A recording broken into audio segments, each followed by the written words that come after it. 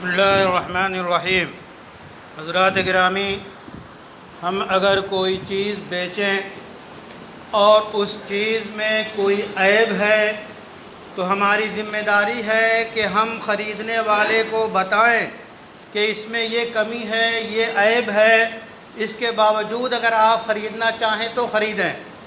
اگر عیب کو ہم نے چھپا لیا اور چھپا کے ہم بیچیں تو یہ اخلاقی اور دینی ذمہ داری کے خلاف ہے، بلکہ رسول اکرم صلی اللہ علیہ وسلم نے ارشاد فرمایا، من باع معیبا ولم یبینہ لا یزال فی مقت اللہ، کہ جو شخص کسی عیبدار چیز کو بغیر عیب بیان کیے بیچ دے، اسے چھپا لے، تو وہ ہمیشہ اللہ کی ناراضگی اور اللہ کے غضب میں رہے گا۔